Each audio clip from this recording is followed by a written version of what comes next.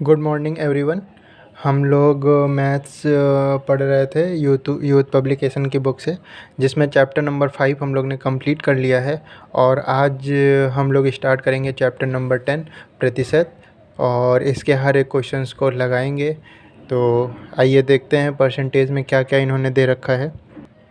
सबसे पहले इन्होंने प्रतिशत का अर्थ बताया, यानी प्रतिशत परसेंटेज की मीनिंग को बताया है। तो प्रति प्लस शत, यानी कि प्रति मतलब होता है कि प्रत्येक, और शत का मतलब होता है सैकड़ा, यानी कि पर 100। तो पर 100 का मतलब क्या है, आइए समझें। पर 100 का मतलब है कि 1/100। पर 100 का क्या मतलब है, 1/100।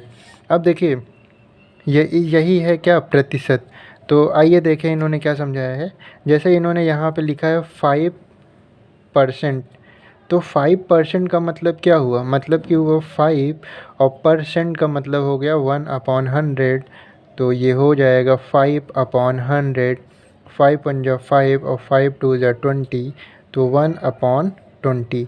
यानी कि अगर कोई चीज़ 20 है तो उसका 1, अगर कोई चीज़ 20 है तो उसका 1 जो है वो 5% के बराबर होगा। उसके बाद इन्होंने बात करी है प्रतिशत को लघुत्तम भिन्न में बदलना। तो जैसे कि अगर ये 5% लिखा हुआ था तो इसको सिंपलेस्ट फॉर्म में कन्वर्ट करना, वही यहाँ पे इन्होंने बताया। तो ये देखिए, मैंने सिंपलेस्ट फॉर्म में कन्वर्ट किया। अब इसको और सिंपलेस्ट फॉर्म में कन्वर्ट नहीं कर सकते हैं, तो ये हो गया इसका सिंपलेस्ट फॉर्म। जैसे इन्होंने यहाँ पे लिखा है 40%, तो मैंने बताया 40% है, तो 40, और परसेंट का मतलब होता है 1/100। यानी कि ये 0 से ये 0 कट गया, 2 2 ज़ा 4 और 2 5 ज़ा 10। तो सिंपलेस्ट फॉर्म कन्वर्ट होके क्या आ गई, 2/5। तो यही है प्रतिशत को लघुत्तम भिन्न में बदलना, क्योंकि अब इससे सिंपलेस्ट फॉर्म में हम कन्वर्ट नहीं कर सकते। तो प्रतिशत को लघुत्तम भिन्न में बदलना, तो ये इस तरीके से प्रतिशत को लघुत्तम भिन्न में बदलते हैं। उसके बाद पॉइंट इन्होंने दिया है कि साधारण भिन्न को प्रतिशत में जब बदलना हो तब क्या करेंगे। देखिए, यहाँ पर क्या लगा था, परसेंटेज लगा था। तो जब परसेंटेज लगा था तो हम लोगों ने परसेंटेज को हटा दिया और क्या लिख दिया, 1/100। लेकिन अगर आपके पास जैसे ये है 2/5 लिखा हुआ है, क्या इसके पास परसेंट लगा है, नहीं। तो जब इसके पास परसेंट नहीं लगा है तो इसको परसेंट में कन्वर्ट करने के लिए 100 से मल्टीप्लाई किया जाता है। ये बात ध्यान रखिएगा। यहाँ पे 5% था, तो परसेंट का मतलब 1/100 होता है। तो आपने परसेंटेज को लिख लिया 1/100, लेकिन यहाँ पे केवल 2/5 है। अगर मैं कहूँ इसको परसेंटेज में कन्वर्ट करिए, तब आपको क्या करना पड़ेगा, 100 से मल्टीप्लाई। क्यों, क्योंकि परसेंटेज नहीं लगा है, आपको तो परसेंटेज में कन्वर्ट करना है। 5 1 जा 5, 5 2 जा 10, और 2 × 20 यानी कि 40 आपने परसेंटेज से मल्टीप्लाई किया था ना, तो यानी कि 40%। तो देखिए, जब आपने 40% को सिंपलेस्ट फॉर्म में कन्वर्ट किया तो 2/5, और इस 2/5 को जब परसेंटेज में कन्वर्ट किया तो 40%। क्वेश्चंस ऐसे आते भी हैं। तो जैसे इन्होंने एग्ज़ाम्पल यहाँ पर दिया है 3/5। अब अगर 3/5 को परसेंटेज में कन्वर्ट करना है, क्या यहाँ परसेंटेज लगा है, अगर लगा होता तो 1/100 से मल्टीप्लाई कर देते, पर यहाँ पर परसेंटेज नहीं लगा है, यानी कि 100 से मल्टीप्लाई कर देंगे तो परसेंटेज में कन्वर्ट हो जाएगा। 5 1 जा 5, 5 2 जा 10, 20, यानी कि 20 × 3 60%। तो ये अब बात आपको समझ में आ गई होगी। उसके बाद इन्होंने बताया है यहाँ पर कि प्रतिशत को दशमलव भिन्न में बदलिए। देखिए, मान लीजिए आपके पास 60% है, जैसे ये 60% है, 60% है। तो इसको अगर दशमलव में बदलना है तो पहले भिन्न में कर लीजिए, फिर दशमलव में बदल लेंगे। 60 और परसेंट का मतलब 1/100 ना, यानी कि 60/100। अब देखिए, एक जीरो से एक जीरो कट गया। अब इसको डिवाइड करने से अच्छा है जब नीचे जितने जीरो लगे हैं ऊपर उतने डिजिट बाद डेसिमल लगा दीजिए। तो देखिए, एक हमारे पास है 6/10। तो एक जीरो लगा है, मतलब पीछे से एक डिजिट बाद हम लोग डेसिमल लगा देंगे। तो एक डिजिट ये है, उसके बाद यहाँ पे डेसिमल लगा देंगे। तो यानी जो ये 6/10 था, ये 0.6 हो गया, दशमलव में बदल गया।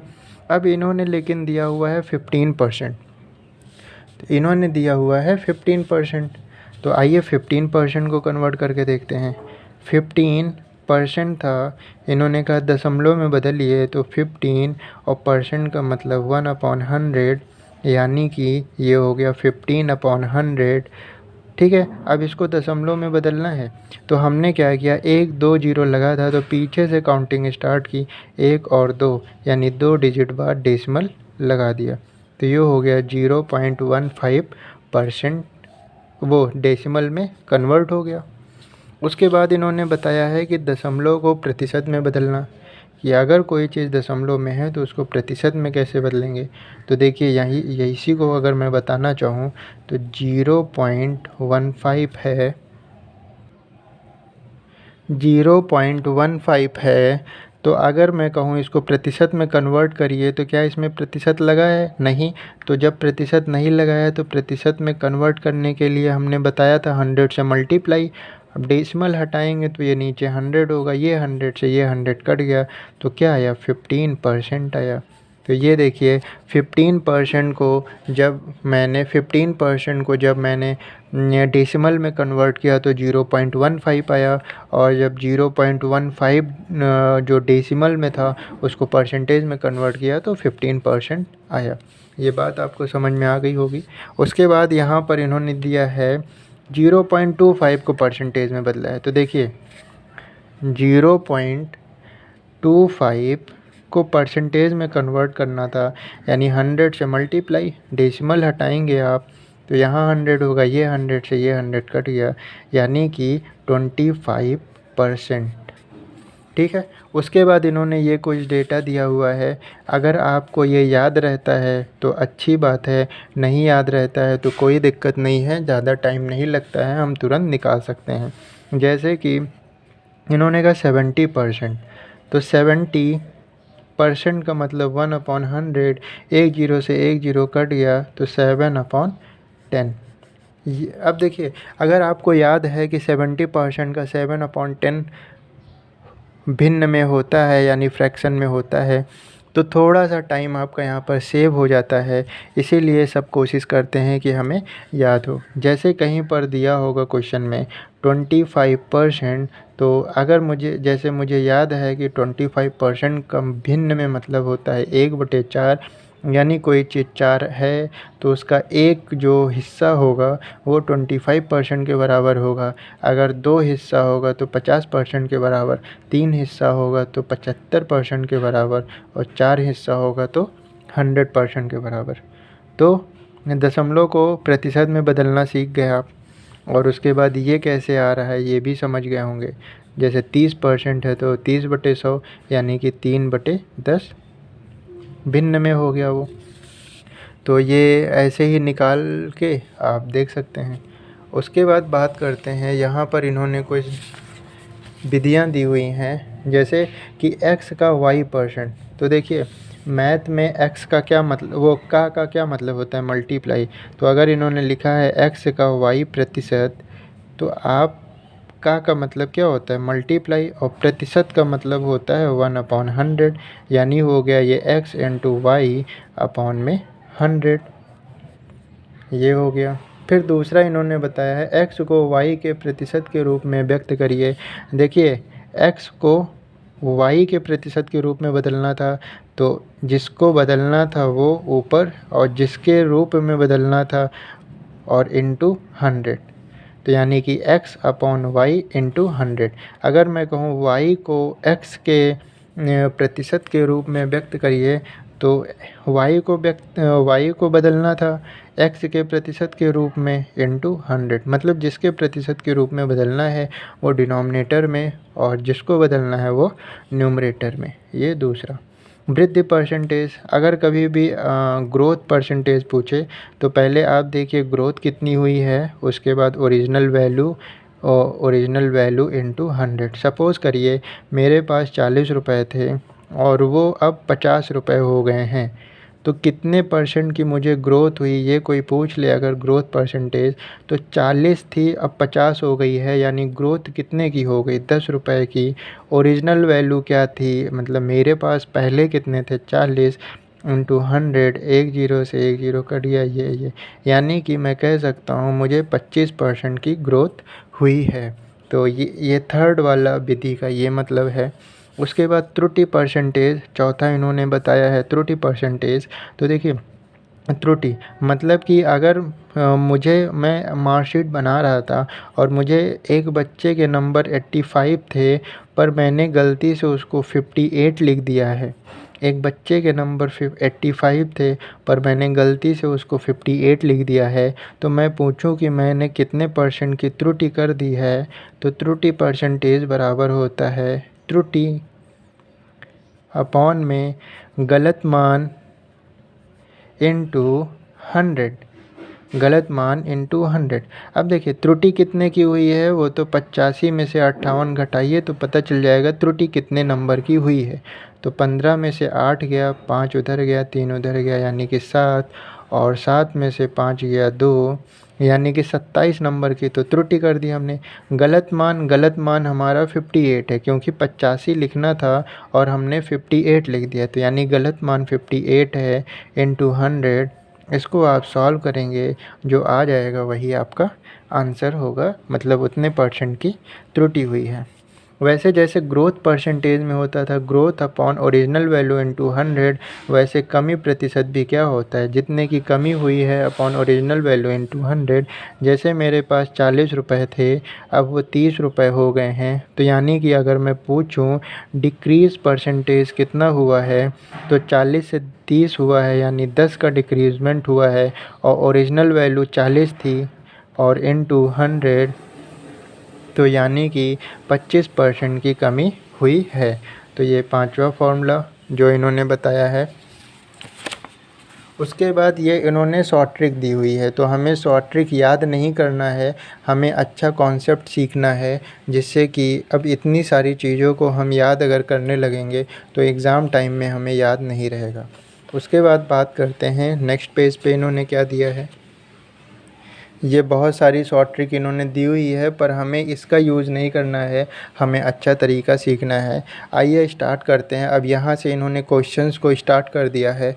तो सबसे पहला एग्जांपल जो इन्होंने दिया है कि निम्नलिखित को प्रतिशत में बदलें, तो यहाँ पर मैं आपको करके दिखा देता हूँ। जैसे था 1/4 ना, 1/4। अब प्रतिशत में बदलना था, तो यानी कि प्रतिशत यहाँ लगा नहीं था, तब 100 से मल्टीप्लाई मैंने बताया था, और जब प्रतिशत लगा रहे तो 1/100।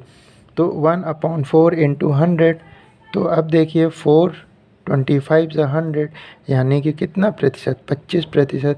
तो जब 1/4 को हमने परसेंटेज में कन्वर्ट किया तो 25% आ गया। ये पहला हो गया।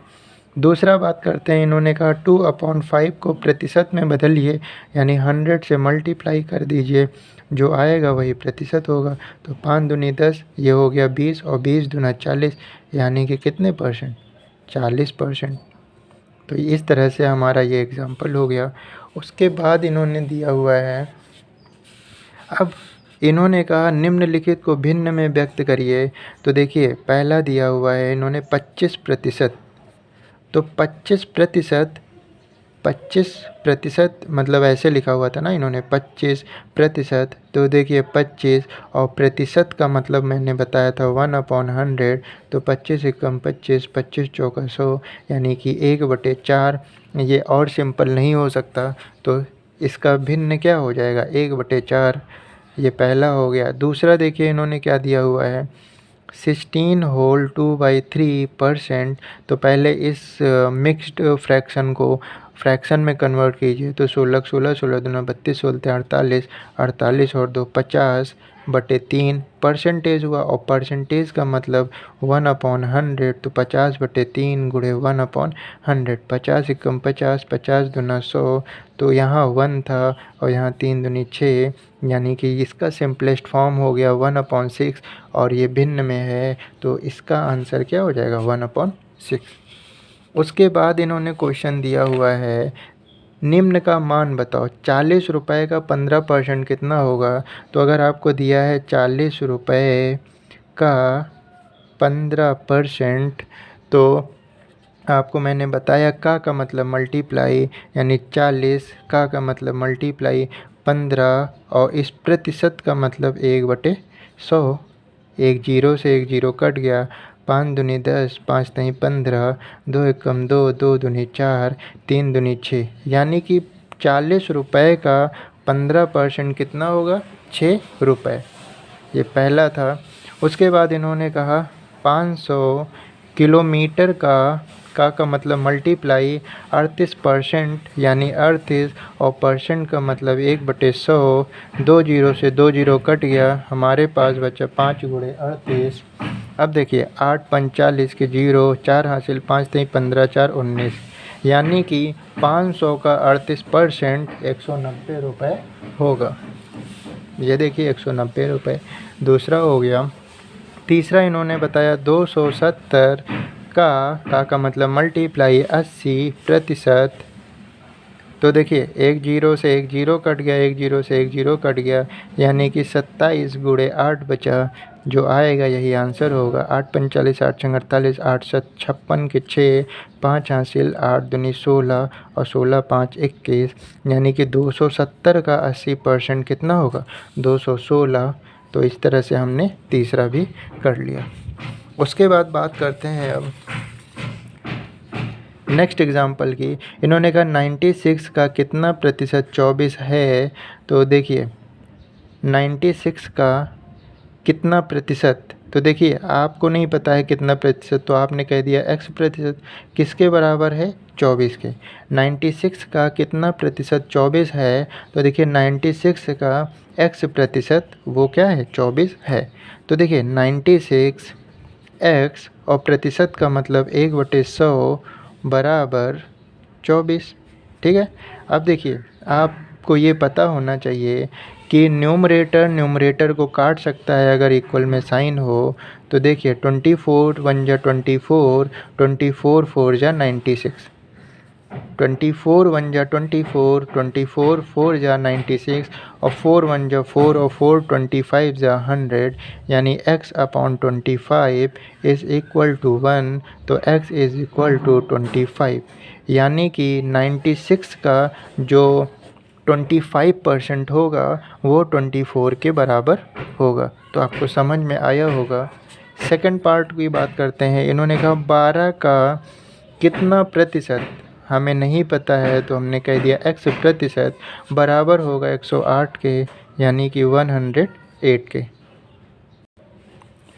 12 का x% 108 के बराबर होगा, तो हमने क्या किया? 12 का x% यानी x/100 इज़ इक्वल टू 108। 12 एकम 12, 12 नौया 108, तो x/100 बराबर 9 के, तो x बराबर 900 के, यानी कि 12 का 900% बराबर किसके होगा? 108 रुपये के। तो ये बात आपको समझ में आ गई होगी। बात करते हैं नेक्स्ट क्वेश्चन की। नेक्स्ट क्वेश्चन में इन्होंने दिया है कि 5% का 40% 4% कितना होगा? तो देखिए 5% का मतलब मल्टीप्लाई 4%, तो यानी 4%। अब ये परसेंट अगर आप हटाएंगे तो ये 5/100 गुणे 4, परसेंटेज हटाएंगे तो 4/100। 5 चौक 20 और नीचे 4 जीरो 2 2 4, 2 जीरो इसके पास 2 जीरो, 1 जीरो से ये 1 जीरो कट गया। 2 एकम 2, 2 पंचे 10, 500, यानी 1/500। अब आप इसको फ्रैक्शन में दे दीजिए आंसर, या डेसिमल में। तो फ्रैक्शन में दिया हुआ है, तो आपको ये क्वेश्चन भी समझ में आ गया होगा। उसके बाद नेक्स्ट क्वेश्चन की बात करते हैं। इन्होंने कहा कि x into 10 is equal to 80 का 25% प्लस 12। देखिए क्या दिया हुआ है इन्होंने, x इंटू 10 बराबर 80 का मतलब मल्टीप्लाई 25/100 प्लस 12। 25% है तो 25/100। देखिए 1 जीरो से 1 जीरो कट गया, ठीक है। 50 25 और 5 दूनी 10, ठीक है। 2 एकम 2, 2 चौक 8, यानी इधर आया x गुणे 10 बराबर, और यहाँ हो गया 5 चौक 20 प्लस में 12। तो x गुणे 10 बराबर 20 और प्लस 12 32। तो यानी x बराबर 32/10। तो यानी कि फ्रैक्शन में देंगे तो डेसिमल में दिया है, तो आपको मैंने बताया था नीचे एक जीरो लगा हुआ है, तो यानी पीछे से स्टार्ट करिए और एक डिजिट के बाद डेसिमल लगा दीजिए, तो 3.2 यानी x किसके बराबर होगा, 3.2 के बराबर होगा। तो इस तरह से ये क्वेश्चन भी हो गया। अब अच्छे क्वेश्चंस आना स्टार्ट हो गए हैं, बहुत ध्यान से समझिएगा हर एक चीज़ को। क्वेश्चन दिया हुआ है कि हाई स्कूल परीक्षा में अनिल ने हिंदी में 100 में 42, यानी कि हिंदी को हमने लिख लिया h, हिंदी में 100 नंबर का पेपर था, 42 नंबर मिले। अंग्रेजी में 100 में 48, यानी इंग्लिश में 100 में 48 नंबर मिले। मैथ में 100 में 77 नंबर मिले, तो मैथ में 100 में 77 मार्क्स मिले। विज्ञान में 100 में 65 मिले, यानी साइंस में 100 नंबर में से 65 मार्क्स मिले।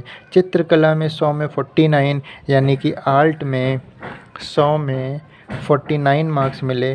तो कह रहे हैं बताओ अनिल को कुल कितने प्रतिशत अंक प्राप्त हुए। तो आप यहाँ से एक काम करिए, पहले ये देखिए कितने नंबर का पेपर हुआ था। तो 100, 200, 300, 400, 500, यानी 500 नंबर का पेपर हुआ था। और उसके नंबर कितने आए हैं, तो 8 2 10 7 17, 17 5 23 और 23 9, 23 9 आपका 31, 31 के 1 और 3 हासिल, 4 4 8, 8 7 15, 15 6 21, 21 4 25 और 25 3 28, यानी कि 500 नंबर का पेपर हुआ और 281 नंबर मिले उसको।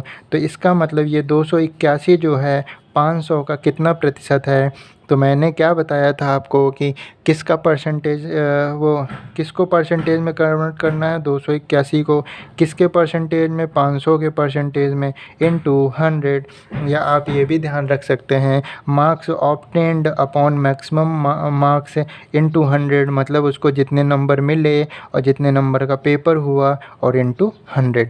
2 जीरो से 2 जीरो कट गया, 5 से 281 को डिवाइड किया, 5 25, फिर 5 36, डेसिमल 0 और 5 दूनी 10, यानी उसको 56.2% अंक प्राप्त हुए हैं।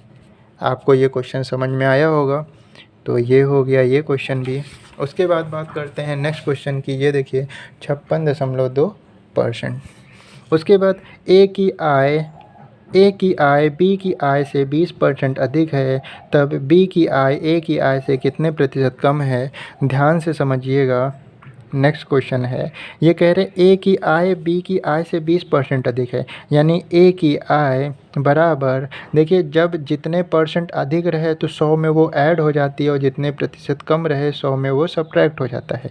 अगर यहाँ पे ए की आय बी की आय से 20% अधिक है, तो यानी कि 100 में 20 जोड़ देंगे तो 120, और परसेंट का मतलब अपॉन में 100, और किस से, बी से।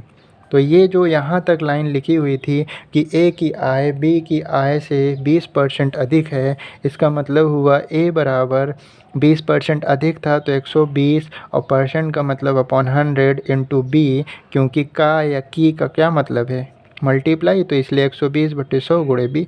अब देखिए एक जीरो से एक जीरो कट गया, 2 छंग 12, 2 पंचे 10, यानी ए बराबर आ गया 6b अपॉन में 5। अगर मैं b को इधर ले आऊँ तो मल्टीप्लाई में है, डिवाइड में जाएगा, तो a अपॉन बी बराबर 6/5 के। इसका मतलब अगर a 6 है तो b क्या होगा, 5 होगा। फिर इन्होंने कहा तो b की आय a की आय से कितने प्रतिशत कम है। तो मैंने आपको बताया था कि यहाँ पे देखिए इन्होंने क्या कहा है कि कमी प्रतिशत, मतलब कितने की कमी हो रही है। तो पहले तो आपको ये ध्यान होना चाहिए, मैंने बताया था कमी प्रतिशत बराबर कमी अपॉन में ओरिजिनल वैल्यू इंटू 100, ये बताया था। अब इन्होंने कहा है बी की आय ए की आय से कितने प्रतिशत कम है। तो मेरे अकॉर्डिंग तो बी की आय 5 है और ए की आय कितनी है, 6 की। तो कमी कितनी हो रही है, 1 की। ओरिजिनल वैल्यू क्या है, तो जिसके रेस्पेक्ट में प्रतिशत निकाल रहे हैं वही ओरिजिनल वैल्यू होगी। तो इन्होंने क्या कहा है, बी की कितनी कम हुई है, किसके रेस्पेक्ट में, ए के रेस्पेक्ट में ना। बी की बी की आय कम है किसके रिस्पेक्ट में, ए के रिस्पेक्ट में। तो यानी ए की सैलरी कितनी है 6/100, तो 2×6 और 2×5 = 10, यानी 50/3% की कमी हुई है। अगर आप इसको मिक्स्ड फॉर्म में कन्वर्ट करना चाहते हैं तो 3×3, 3×6 = 2, यानी 16 सही 2/3%। तो आपको समझ में आया होगा कि कितने प्रतिशत की कमी हो रही है। तो अच्छे क्वेश्चंस हैं ये सब, और ऐसे ही क्वेश्चंस पेपर में आते भी हैं। बात करते हैं नेक्स्ट क्वेश्चन की। नेक्स्ट क्वेश्चन में दिया हुआ है कि ए की आय बी की आय से 25% कम है। तो अभी मैंने बताया था कि ए की आय बराबर बी की आय से 25% कम है, तो 100 में 25 माइनस करेंगे यानी 75%, और परसेंट का मतलब अपॉन में 100, और किससे कम है बी से। 25×75 और 25×4 = 100, यानी ए बराबर 3/4 बी के, या हम कह सकते हैं A/B बराबर 3/4। यानी ए की सैलरी अगर 3 है तो बी की सैलरी कितनी हो गई, 4 हो गई। फिर इन्होंने कहा बी की आय ए की आय से कितने प्रतिशत अधिक है। आप यहाँ पे देख रहे होंगे बी की आय ए की आय से अधिक है, यानी अधिक परसेंटेज का मैंने फॉर्मूला बताया था कि अधिक परसेंटेज बराबर होता है अधिक, यानी जितना ज़्यादा है, अपॉन ओरिजिनल वैल्यू इंटू 100। तो देखिए अधिक कितना है, ए की 3 है और बी की 4 है, तो कितना अधिक है, 1 अधिक है। ओरिजिनल वैल्यू कैसे आप निकालते हैं, देखिए बी की आय निकालनी है किसके कंपैरिजन में, ए की आय के। तो ए की आय कितनी है 3, और गुणे क्या 100। तो क्योंकि बी की आय बड़ी है किसके कंपैरिजन में, ए के कंपैरिजन में, यानी बी का हम निकाल रहे हैं ए के कंपैरिजन में, तो ए की जो वैल्यू होगी वो ओरिजिनल होगी। तो यानी 100/3% अधिक है। अब इसको मिक्स फ्रैक्शन में अगर कन्वर्ट करेंगे तो देखिए 3×9, फिर 10 हो गया, फिर 3×9 1, यानी 33 सही 1/3%। समझ में आ गया होगा आपको। अब बात करते हैं नेक्स्ट क्वेश्चन की। नेक्स्ट क्वेश्चन इन्होंने कहा कि दो संख्याएं एक तीसरी संख्या से क्रमशः 30% और 40% ज़्यादा है, तब पहली संख्या दूसरी संख्या का कितना प्रतिशत है। अब यहाँ पर समझने की कोशिश करिएगा। 3 संख्याएं हैं, ये पहली संख्या हो गई, ये दूसरी संख्या हो गई, और ये तीसरी संख्या हो गई। और ये पहली और दूसरी संख्या का कंपैरिजन जो हुआ है वो तीसरी संख्या से हुआ है। तो इन्होंने कहा दो संख्याएं जो हैं वो एक तीसरी संख्या से 30% और 40% ज़्यादा है, तो हमें तीसरी संख्या कुछ मान लेनी पड़ेगी। तो परसेंटेज का सवाल जब हम लोग करते हैं तो हर बार 100 ही मानते हैं। मैं बताऊंगा आपको कि 100 ही क्यों मानते हैं। तो अगर तीसरी संख्या आपकी 100 है तो पहली संख्या जो है वो 30% ज़्यादा है और दूसरी संख्या 40% ज़्यादा है। तो मैंने 100 इसलिए माना था। अगर मैं 100 का 10% पूछूंगा तो आप कहेंगे 10 होगा। अगर मैं 100 का 60% पूछूंगा तो आप 60 कहेंगे। तो वैसे ही अगर मैं 100 का कहूँ 30% ज़्यादा है तो यानी 130, क्योंकि 100 तो है ही और 30% और ज़्यादा है तो 130।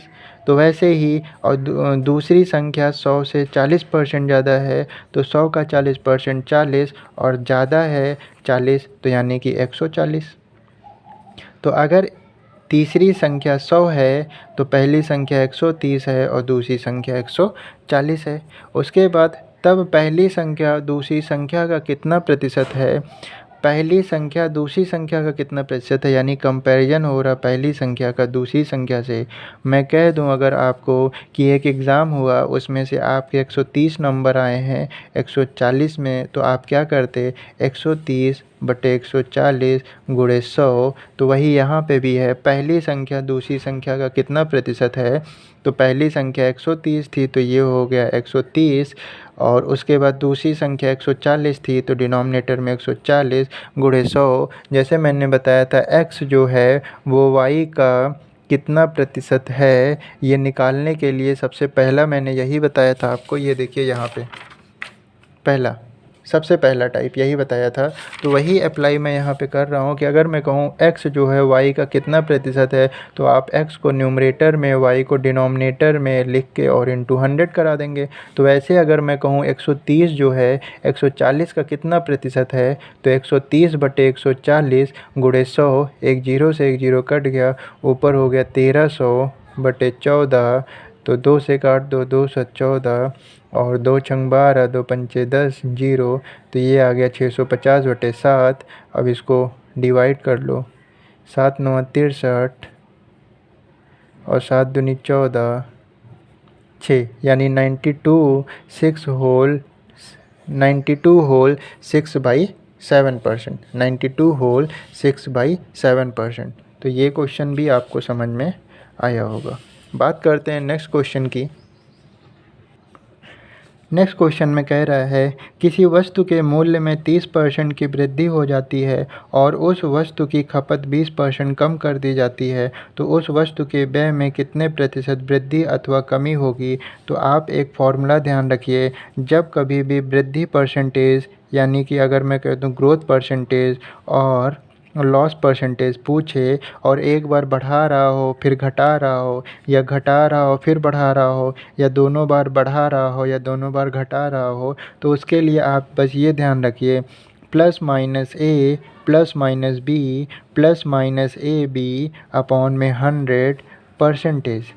अब ऐसे तो आपको नहीं समझ में आया होगा, क्वेश्चन से बताते हैं। क्वेश्चन में कह रहा था, जैसे इस क्वेश्चन में किसी वस्तु के मूल्य में 30% की वृद्धि हुई, यानी a बराबर +30। इसका मतलब ये हो गया कि 30% की वृद्धि हो गई उसके मूल्य में। फिर उस वस्तु की खपत 20% कम कर दी गई, यानी कि b बराबर -20। क्यों? क्योंकि खपत को अब 20% कम किया गया है, तो माइनस साइन शो कर रहा है कि 20% की कमी कर दी गई। तो उस वस्तु में व्यय में कितने प्रतिशत की वृद्धि या कमी होगी, तो इसको हम लोग ऐसे निकालेंगे। हमें नहीं पता है ना वृद्धि होगी या कमी होगी, कोई बात नहीं। हमने फॉर्मूला पढ़ा था plus minus a plus minus b plus minus a b upon में 100%। देखिए अब यहाँ पे प्लस भी लगा है माइनस भी लगा है, यानी कि अब आप डिसाइड कर लीजिए कि आपकी अगर वृद्धि हुई तो आप प्लस वाला साइन ले लेंगे और कमी हुई है तो माइनस वाला। तो ए में हमारे वृद्धि हुई थी तो हमने ले लिया प्लस का 30, ये वाला साइन की ज़रूरत नहीं पड़ी। उसके बाद आप बी वाले में देख लीजिए आपके में वृद्धि हुई है या कमी, तो यहाँ पे हमारी कमी हुई थी तो हम प्लस वाला साइन नहीं लेंगे, क्या लेंगे माइनस वाला साइन लेंगे, -20। उसके बाद यहाँ पे है प्लस माइनस, तो देखिए ये प्लस है ये माइनस है, तो प्लस माइनस क्या देता है माइनस, तो यहाँ पे कौन सा साइन होगा माइनस। a इंटू बी, तो a है 30 और b है 20। देखिए साइन का मैंने मल्टीप्लाई करा के यहाँ लिख दिया है, तो अब यहाँ पे आपको a की वैल्यू 30 b की वैल्यू 20 रखनी है, साइन लगाने की ज़रूरत नहीं है। क्यों? क्योंकि मैंने साइन का मल्टीप्लाई करा लिया ना, a इंटू बी था तो प्लस माइनस माइनस, वही साइन यहाँ लगा दिया। उसके बाद 30/20, 30 इंटू 20/100, इसको सॉल्व करेंगे परसेंटेज। देखिए प्लस माइनस माइनस, 30 में से 20 गया 10 और 30 बड़ा था तो उसका साइन यहाँ लग गया माइनस। अब देखिए 1 0 2 0, 1 0 2 0 कट गया और 3 दूनी 6%, तो 10 में से 6 गया 4%। जब आपने इसको सॉल्व किया तो आपकी एक पॉजिटिव वैल्यू आई, यानी कि क्या हुई है वृद्धि। तो कितने परसेंट की वृद्धि हुई है, 4% की वृद्धि हुई है। तो कभी भी इस तरह का क्वेश्चन आए, पहले वृद्धि हो फिर लॉस हो या कमी हो या दोनों बार वृद्धि हो या दोनों बार लॉस हो, तो आप इस तरह से निकाल सकते हैं कि कितने परसेंट का लॉस हो रहा है, कितने परसेंट का गेन हो रहा है। तो ये रहा क्वेश्चन। उसके बाद बात करते हैं, इन्होंने कहा एक वर्ग की भुजा में 10% की वृद्धि होती है तो उसके क्षेत्रफल में कितने प्रतिशत की वृद्धि होगी। तो देखिए इन्होंने कहा एक वर्ग है उसकी भुजा में 10% की वृद्धि होती है, तो अगर मैं कह दूं तो एक वर्ग है उसकी भुजा 100 थी, मैं कह दूं एक वर्ग है उसकी भुजा 100 थी और जब उसमें 10% की वृद्धि हो गई तो वो हो गई 110 ना। जो भुजा पहले 100 थी वो अब क्या हो गई 110 हो गई। तो अगर यहाँ पे मैं क्षेत्रफल की बात करूँ तो वर्ग का क्षेत्रफल होता है भुजा स्क्वायर और यहाँ पर अगर मैं भुज स्क्वायर क्षेत्रफल की बात करूँ तो ये यहाँ पे क्षेत्रफल आया मेरा 10,000 और यहाँ पर क्षेत्रफल आया 121,000 12,100 रुपये। तो इन्होंने पूछा कितने प्रतिशत की वृद्धि हुई, तो वृद्धि परसेंटेज यानी ग्रोथ परसेंटेज इन दोनों का अंतर, तो 10,000 में से 12,100 आप घटाएंगे तो यानी कि 2,100 की वृद्धि हुई है। कितने में से ओरिजिनल वैल्यू क्या थी, ओरिजिनल वैल्यू तो 10,000 ही थी ना, और गुणे क्या 100, 2 2 4 0 2 2 4 0 यानी कि 21% की क्या हुई है, वृद्धि हुई है। 21% की वृद्धि हुई है। तो देखिए उन्होंने कहा था एक भुजा है वर्ग की और उसकी भुजा में अगर 10% की वृद्धि हो जाए तो क्षेत्रफल में कितनी वृद्धि होगी। तो अगर मैंने कहा परसेंटेज में आप कोई भी क्वेश्चन करिए 100 मान के करिए। मैंने कहा अगर उसकी भुजा 100 है और 10% की वृद्धि हो गई तो 100 का 10% 10 हुआ, तो 100 और 10 और यानी 110 हो गया। फिर उनके एरिया में कितने का अंतर आया, तो एरिया निकाल तो लें दोनों का। तो 100 का एरिया ऑफ स्क्वायर होता है भुजा स्क्वायर, तो भुजा का स्क्वायर भुजा थी 100 तो 100 का स्क्वायर यानी 10,000। यहाँ पे भुजा है 110, 110 का स्क्वायर यानी 1210। तो अगर इन्होंने वृद्धि परसेंटेज पूछा है तो 10,000 से 12,100 हुआ है, यानी वृद्धि कितने की हुई, 12,100 में से 10,000 माइनस किया तो 2,100। ओरिजिनल वैल्यू फॉर्मूला क्या बताया था आपको, अधिक परसेंटेज बराबर अधिक अपॉन ओरिजिनल वैल्यू इनटू 100। तो अधिक है 2,100 और ओरिजिनल वैल्यू तो ओरिजिनल एरिया तो 10,000 था ना, 10,000 गुणे 100, 4 0 से 4 0 काट दिया, 21% आंसर हो गया। नेक्स्ट क्वेश्चन दिया हुआ है कि किसी वर्ग की भुजा में 20% की कमी कर दी जाए तो उसके क्षेत्रफल में कितने परसेंट की कमी होगी। तो देखिए भुजा यानी कि अगर भुजा 100 है और उसमें 20% की इन्होंने कमी कर दी है तो 100 का 20% 20 और 20% की कमी की है तो यानी 100 में से 20 घटा दिया तो 80, यानी कि जो साइड पहले 100 थी अब उसको क्या कर दिया 80। और इन्होंने क्षेत्रफल में कमी पूछी है तो इनका क्षेत्रफल निकाल तो लें। तो साइड का स्क्वायर होता है एरिया ऑफ स्क्वायर, क्या होता है साइड का स्क्वायर, और इधर 80 का स्क्वायर। तो यानी इसका जो क्षेत्रफल है यानी एरिया है वो 10,000 और इसका क्षेत्रफल 6400 यानी 6,400। तो कमी परसेंटेज पूछा है तो कमी परसेंटेज का फॉर्मूला होता है कमी। तो कमी कितने की हुई है, 10,000 में से जब आप 6,400 माइनस कर देंगे तब आपको कमी पता चल जाएगी कितने की हुई। तो कमी हुई है 3600 की। और ओरिजिनल वैल्यू क्या थी 10,000, यानी ओरिजिनल एरिया क्या था 10,000 इंटू 100, 2 0 से 2 0, 2 2 4 0 ऊपर 4 0 नीचे, यानी कि 36% की क्या हुई है, कमी हुई है। तो ये क्वेश्चन भी आपको समझ में आ गया होगा। एक और क्वेश्चन की बात करते हैं, इसी से रिलेटेड है। इन्होंने कहा किसी आयत की लंबाई में 30% की वृद्धि हुई और चौड़ाई में 20% की कमी हुई तो आयत के क्षेत्रफल का क्या असर पड़ेगा। देखिए क्या हुआ, पहले 30% की वृद्धि हुई, फिर 20% की कमी हुई चौड़ाई में, लंबाई में 20% की वृद्धि हुई, चौड़ाई में 20% की कमी हुई।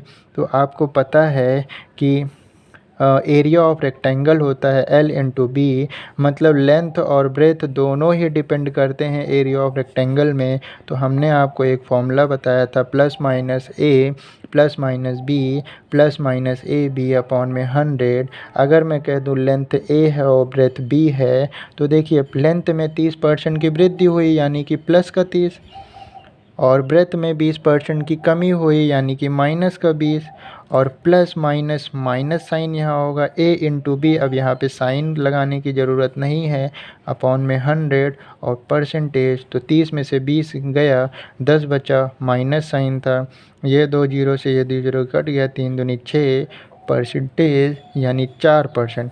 तो प्लस के साइन के साथ आया है ये 4%। तो यानी कि आयत के क्षेत्रफल पर क्या प्रभाव पड़ेगा, तो आयत का क्षेत्रफल 4% बढ़ जाएगा। तो ये क्वेश्चन भी हो गया। आज हम लोग ने यहाँ तक कर लिया है और कल इसके आगे से बाकी क्वेश्चंस करेंगे। 3 पार्ट में हम इस चैप्टर को कंप्लीट कर लेंगे। पूर्व मतलब प्रीवियस ईयर पेपर्स में आए हुए परसेंटेज के जितने क्वेश्चन हैं इन्होंने डाल रखा है। ये देखिए UP TET, Chhattisgarh TET, Uttarakhand TET, Haryana TET, Bihar TET, C TET, जितने भी पेपर आए हुए हैं वो सब दे रखा है इन्होंने। तो आज हम लोगों ने यहाँ तक पढ़ लिया है और कल इसके आगे से कंटिन्यू करेंगे। उसके बाद आज यहाँ तक कंप्लीट कर लिया। उसके बाद बात करते हैं चैप्टर साइंस के चैप्टर 1 में कुछ लर्निंग वर्क से रिलेटेड चीज़ें। देखिए आगे दिया हुआ था लर्निंग वर्क में एल्गोलॉजी। तो देखिए एल्गी आपने सुना होगा, एल्गी को क्या बोलते हैं, शैवाल बोलते हैं। तो एल्गो जो है वो किससे रिलेटेड है, वो एल्गी से रिलेटेड है। तो एल्गो रिलेटेड टू एल्गी। तो अगर एल्गो एल्गी से रिलेटेड है तो एल्गोलॉजी क्या हो जाएगा, स्टडी ऑफ एल्गी यानी कि शैवालों का अध्ययन।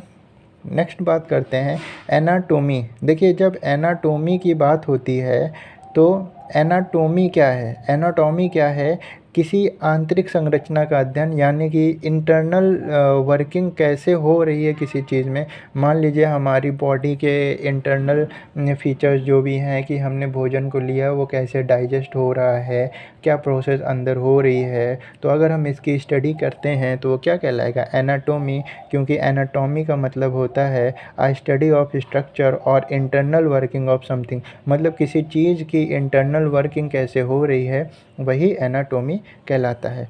एंथोलॉजी, देखिए एंथोलॉजी की जब हम बात करते हैं तो मैक्सिमम लोगों को यहाँ पे ये लगेगा कि एंथोलॉजी तो कलेक्शन ऑफ पोएम्स है, क्योंकि कलेक्शन ऑफ पोएम्स भी क्या होता है, एंथोलॉजी। लेकिन ध्यान रखिएगा साइंस में जब ये पेपर में आता है तो वहाँ पे पोएट्री की कोई बात नहीं होती है। तो वहाँ पे एंथोलॉजी क्या है, वो पुष्पों का अध्ययन है, स्टडी ऑफ फ्लावर्स है, वो क्या कहलाता है, एंथोलॉजी। और आपको एक और चीज़ याद दिलाना चाहूँगा, मैंने फ्लोरीकल्चर बताया था आपको। जब पिसीकल्चर विटीकल्चर की बात कर रहे थे तो हमने फ्लोरीकल्चर बताया था। तो वहाँ पे फ्लोरीकल्चर रिलेटेड टू फ्लावर्स था। लेकिन यहाँ पर अगर मैं लॉगी के रेस्पेक्ट में बात करूँ तो एंथोलॉगी क्या है, वो पुष्पों का अध्ययन है यानी कि study of flowers. Bryology, bryophyta के बारे में मैंने बात की। जब प्लांट किंगडम हम लोग पढ़ रहे थे तो वहाँ पे ब्रायोफाइटा की बात करी थी। तो ये जो ब्रायो है, ब्रायो, ये ब्रायो टर्म रिलेटेड टू ब्रायोफाइटा से है। तो यहाँ पे ब्रायोलॉजी क्या हो जाएगा, ब्रायोफाइटा का अध्ययन यानी स्टडी ऑफ ब्रायोफाइटा। अब देखिए डेंड्रोक्रोनोलॉजी और डेंड्रोलॉजी। देखिए dendro term is related to trees और chrono term related to years. तो अगर मैं पूछूँ डेंड्रोक्रोनोलॉजी क्या है, तो यानी कि पौधों की आयु का अध्ययन करना, वो क्या कहलाता है, डेंड्रोक्रोनोलॉजी। और डेंड्रोक्रोनो, अगर डेंड्रोलॉजी केवल पूछ ले, क्रोनो हटा दे तो वो हो जाएगा वृक्षों का अध्ययन। तो डेंड्रोलॉजी तो वो होगा वृक्षों का अध्ययन या झाड़ियों का अध्ययन। और डेंड्रो में क्रोनो अगर लग जाए, डेंड्रोक्रोनोलॉजी, तो वो हो जाएगा वृक्षों की आयु का अध्ययन। तो एल्गोलॉगी एल्गी का study, anatomy internal working of something, anthology collection of poems भी होता है, बट अगर साइंस के रेस्पेक्ट में हम बात करें तो स्टडी ऑफ फ्लावर्स हो जाएगा। ब्रायोलॉजी ब्रायोफाइटा की स्टडी। डेंड्रोक्रोनोलॉजी की अगर हम बात करेंगे तो वृक्षों की आयु का अध्ययन, पर डेंड्रोलॉजी की बात करेंगे तो वो क्या है, वृक्षों का अध्ययन या झाड़ियों का अध्ययन। Okay, thank you class.